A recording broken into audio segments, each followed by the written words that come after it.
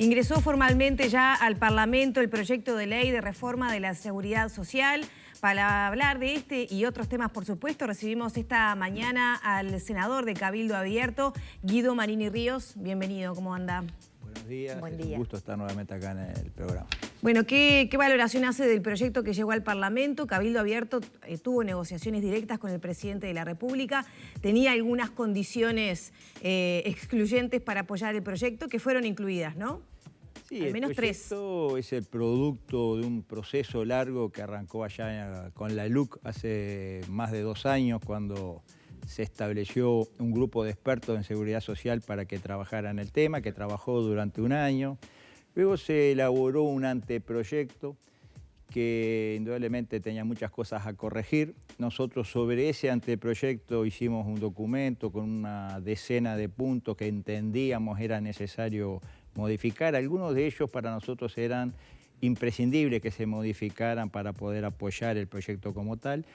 Fueron tenidos en cuenta en la redacción del proyecto.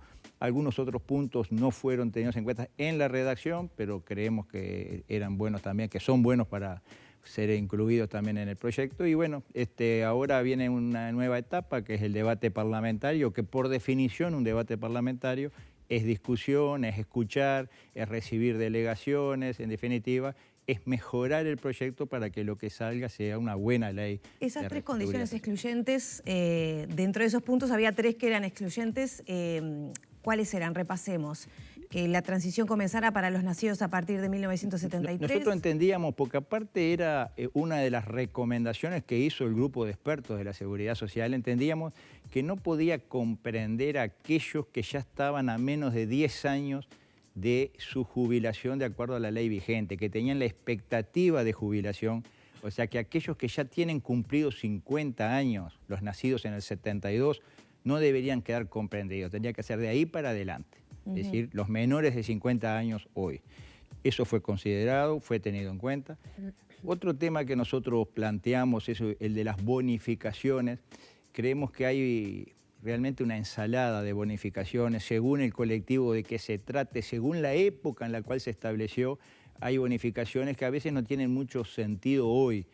Pero en particular en el anteproyecto se le bajaba a la policía ejecutiva del 7x5 que tienen hoy con la ley vigente hoy a 6x5, sin tocar las demás bonificaciones que también pueden tener muchos aspectos a considerar. Entonces nosotros lo que planteamos es que se mantenga el 7x5 de la policía, que creemos que es justo, aparte que fue algo que se logró hace no muchos años, y bueno, eso al final se mantuvo y se va a crear por la propia ley una comisión que en un plazo X va a determinar todo sobre las bonificaciones de todos los colectivos en base a criterios de estricta justicia. En este caso se modificó solo el de la policía y quedan otros por modificar entonces. En el anteproyecto que se había presentado solamente se modificaba las bonificaciones de la policía y nosotros creímos que primero no es justo que se le baje a la policía ejecutiva la bonificación que tenía de 7x5, es decir, que se le computen 7 años cada 5 trabajados.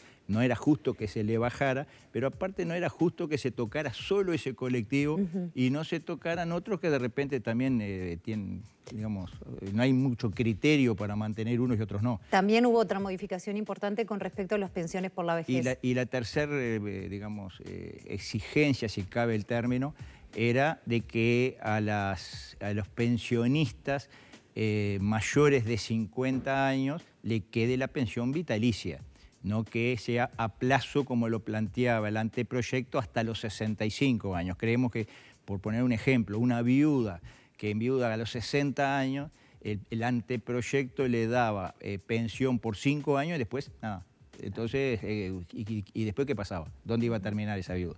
Por poner un ejemplo, ¿no? Entonces, ahora se consideró y se puso que a partir de los 50 años ya es vitalicia la pensión que haya generado el causante, el marido o quien sea. En el ámbito militar, ¿qué modificaciones se propusieron? Hoy ya es titular que se rebajó la edad de retiro en algunos estamentos de las Fuerzas Armadas.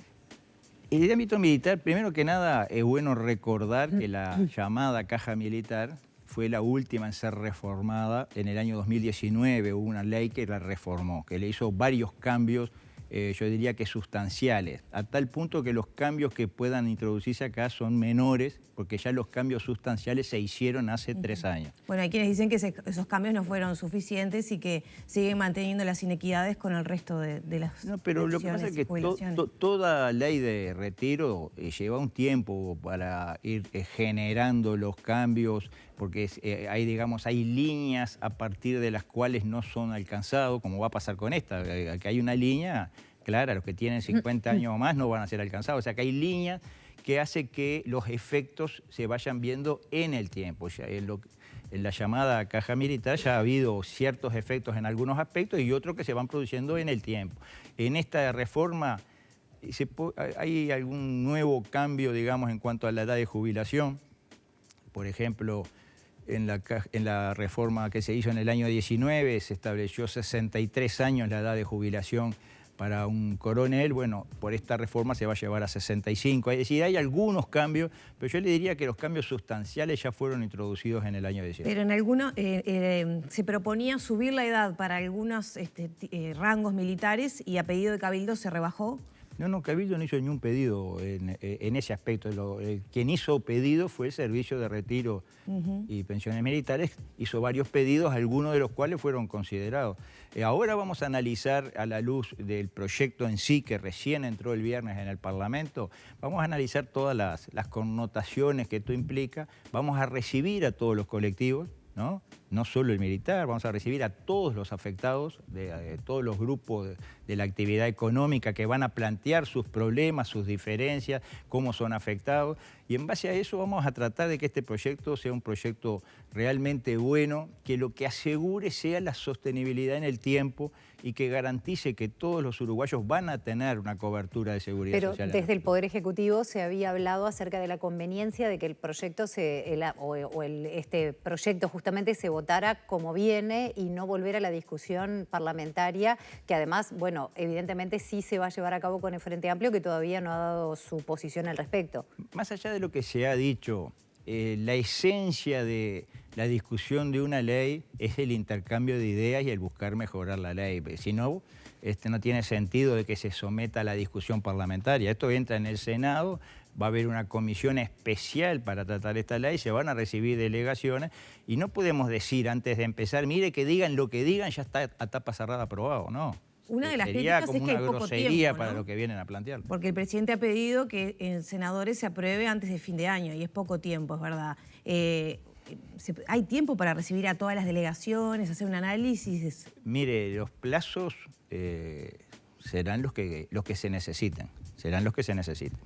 Por supuesto que una ley de estas características siempre es conveniente que se apruebe lo más lejos posible del proceso eleccionario, es lo conveniente, porque esto genera muchas rispideces, polémicas, etcétera, y no es bueno que esto se mezcle con el proceso electoral del año 24. Por eso, cuanto antes se apruebe, mejor. Este tipo de ley generalmente se aprueba en el primer año de gobierno. Claro, y eso no conspira un poco con el análisis, justamente el tiempo de recibir a las delegaciones, analizar los puntos de vista. Yo no creo que hagamos las cosas a la carrera y mal y apurados, ¿no? Si hay que tomarse más tiempo, nos tomaremos más tiempo. La idea es escuchar a todos, discutir, mejorar lo que se pueda mejorar sin que pierda la esencia de la reforma y bueno, y tratar de darle al país una ley que le asegure el futuro de la seguridad social. Usted habló de 10 puntos, de los cuales 3 era indeclinable para Cabildo Abierto. Entre los otros 7 que se van a discutir, punto más, punto menos, entre los que quedaron por discutir en el Parlamento,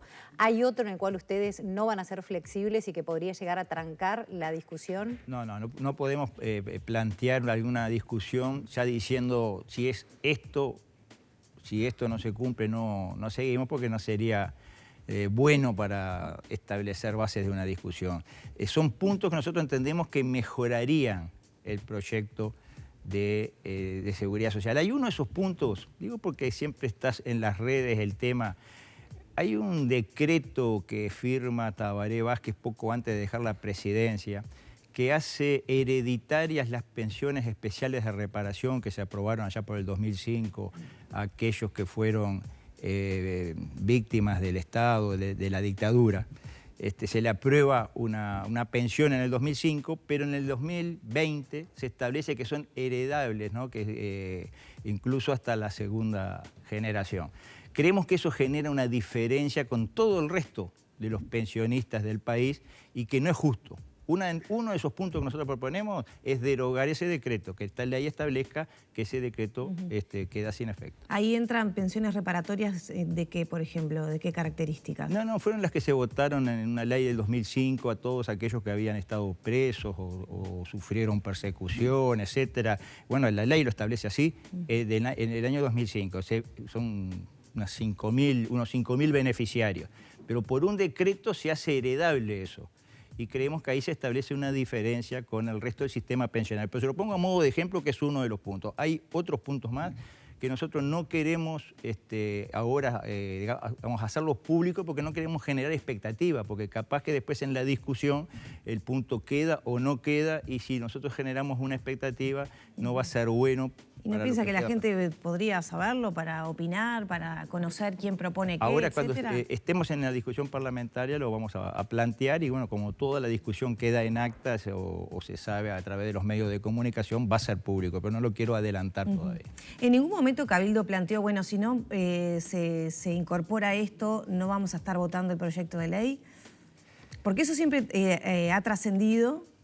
Siempre que en estas semanas, sin embargo usted dice que no, que la discusión es más suave, es más constructiva. No. Nosotros lo que planteamos esos 3 puntos esenciales que si no eran incorporados no acompañamos el proyecto de ley, eso sí. Pero los demás puntos que quedan ahora son para discutir, buscar mejorar, tratar de introducir, digamos, nosotros vamos a tratar de introducir nuestro punto de vista, pero por supuesto, toda discusión podemos llegar a ser convencidos de la inconveniencia de nuestro punto de vista. Eso es parte de toda discusión que se establece, más en el ámbito parlamentario. ¿Le preocupa la no participación en todo el aspecto previo del Frente Amplio y lo que puede pasar ahora de cara a la discusión en comisión? Más que me preocupa, yo creo que no es bueno. No es bueno porque en definitiva este proyecto de ley, de ser ley, va a afectar, para empezar, de acá a 10 años empieza a tener efecto, ¿no? Es decir, no es para este gobierno. Nadie sabe qué gobierno va a haber dentro de 10 años. Esto es para el país. El propio Frente Amplio sabe que hay que hacer una reforma a la seguridad social. Lo anunciaron los propios gobernantes del Frente Amplio en su periodo de gobierno. Es decir, que creemos que es un poco mezquino no participar, no aportar, no darle una base política más ancha, porque si esto saliera, le pongo algo medio utópico, pero si saliera por unanimidad en el Parlamento, no es lo mismo que si sale con la votación de medio país. Esto sería bueno que tuviera un apoyo de todo el sistema político en la medida que esto va a afectar futuras administraciones que nadie sabe de qué signo van a ser. Senador, lo que pasa es que la postura ahí es, bueno, la reforma sí hay un consenso de que es necesaria una reforma, pero quizá no esta fórmula. De las críticas que se mencionan estaban vinculadas a que solamente a los trabajadores se les afecta, no a la parte empresaria, que es, digamos, un aspecto que solo toca jubilaciones y no otro tipo de prestaciones. Por ahí vienen las críticas, ¿no? Todas las críticas son bienvenidas y si hay aportes que lo mejoren, nosotros estamos dispuestos a escuchar, ¿por qué no? Pero tienen que verse cuáles son las propuestas. Nadie conoce cuáles son las propuestas del Frente Amplio concretamente. Establecer impuestos determinados para financiar el sistema de seguridad social. Bueno, que establezca qué impuestos son y veremos si es factible, posible. Hay que ver los efectos que pueden generar esos impuestos en la actividad laboral. Hay que ver muchas cosas. Esto todo se toca una cosa, afecta a otra. Es bastante complejo, no es tan sencillo. Es muy fácil a veces el discurso, que paguen más lo que tienen más, que esto, pero después cuando se lleva al terreno, resulta que si se toca acá, se termina afectando los puestos de trabajo, se termina afectando lo que se dice defender. Entonces, esperemos las propuestas y probablemente haya mejoras. Yendo a otro tema, eso es un poco lo que le pasó a Cabildo cuando propuso, por ejemplo, ciertos impuestos para la industria maderera, para los grandes empresarios, por ejemplo. Usted sabe que Cabildo no propuso ningún impuesto, solamente estableció en un documento que yo le entregué personalmente al presidente y que lo manejamos con las autoridades económicas, estableció que es necesario revisar lo que se llama en términos económicos el gasto tributario, es decir, la renuncia fiscal. Acá durante mucho tiempo se han dado beneficios para que vengan empresas extranjeras, para que las grandes empresas se establezcan, beneficios que con el paso del tiempo o las empresas ya, digamos, no están cumpliendo con lo que se comprometieron a cumplir o ya cumplió la finalidad que era darle el impulso inicial y que es hora de revisar esos beneficios que no se justifica que se mantengan en el tiempo cuando hay necesidad de recursos para darle vida al pequeño, al mediano, al microempresario nacional, que es el que está permanentemente ignorado de las políticas económicas. Es al que se le cae siempre el peso de la DGI, del BPS, las multas, las inspecciones, todo le cae a ese sector que es en definitiva el trabajo nacional. Y creemos que para tener los recursos para atender eso, hay que ver si las concesiones que en algún momento se le dieron a los grandes, es bueno que se sigan manteniendo. Aquí se estima que el gasto tributario alcanza casi el 7% del PBI, cuando la media del continente no llega al 4%. Seguramente hay concesiones que merecen ser revisadas. Senador, un tema que no quiero dejar de tocar antes de despedirnos. Están trabajando con un proyecto de cara a los deudores de deudas crediticias complejas. Ustedes habían presentado un proyecto, se está hablando acerca de trabajar en conjunto con el Frente Amplio. ¿Qué implica? ¿A quiénes beneficiaría? Bueno, mire, primero que nada, números que hemos conocido en la Comisión de Constitución y Legislación del Senado. 1 millón de uruguayos está en el clearing. 600 y pico de mil uruguayos son considerados deudores irrecuperables por el propio Banco Central. Bueno, esos números son escandalosos. En un país como el Uruguay son escandalosos. Algo hay que hacer para atender esa realidad, porque en definitiva provocada por omisión o por acción del Estado que estableció leyes que habilitan intereses de usura, que se vienen aplicando, una ley del año 2007 que permite intereses de casi el 200%. Nosotros decimos, hay que reestructurar esas deudas. Tenemos ejemplos, testimonios de deudas de personas que recibieron menos de 30.000 pesos y hoy deben 1 millón y pico por esa plata que le dieron hace 6, 7 años. Creemos que hay que reestructurar de una vez por todas. Nosotros presentamos un proyecto, el Frente Amplio presentó otro proyecto, pero hay como 2 proyectos del Frente Amplio. Uno de ellos habla de pasarle todas las deudas al Banco República. Eso es un disparate para nosotros. No queremos que el Banco República suma deudas y se haga cargo de aquello que, en definitiva, los financistas usureros hicieron su negocio y que ahora tenga que ser el Banco República el que haga de respaldo. Otro proyecto del Frente Amplio va más que nada de acá para adelante, es decir, limitar la propaganda engañosa, establecer ciertos límites de interés. Creemos que se puede incorporar a nuestro proyecto. Pero nuestro proyecto habla para atrás. Los que están hoy hundidos, ¿cómo hacemos para darle una mano, una segunda oportunidad? Que puedan reestructurar su deuda y si así todo no pueden pagar, que puedan ir a la quiebra y poder de vuelta recuperar su capacidad económica nuevamente. Ese es el proyecto y creemos que es de tal importancia que realmente va a haber sensibilidad en otras tiendas políticas y vamos a lograr los votos necesarios para eso. Ya ha habido algún movimiento a nivel de comisión, incluso ¿Se podría unificar, por ejemplo, con el Frente Amplio el proyecto? El Frente Amplio hizo el suyo, podemos perfectamente formar uno en común. Pues son como complementarios, por lo que Claro, usted el está Frente Amplio apunta más que nada para adelante. Nosotros apuntamos los que ya están enterrados. ¿Cómo hacemos para sacarlos de esa situación? Hoy no pueden tener una bicicleta a su nombre porque se la embargan. Bueno, tenemos que atenderlos de una vez por todas, porque en definitiva hay responsabilidad del propio Estado durante muchos años. Senador, ¿cómo está viendo el tema del caso Astesiano? La investigación está arrojando, bueno, nuevas puntas del caso. Más que puntas parece un pulpo, ¿no? La cantidad de tentáculos y líneas. ¿Cómo está viendo esta situación? Bueno, estoy viendo cómo lo ve toda la gente. Yo creo que ya se ha hablado bastante.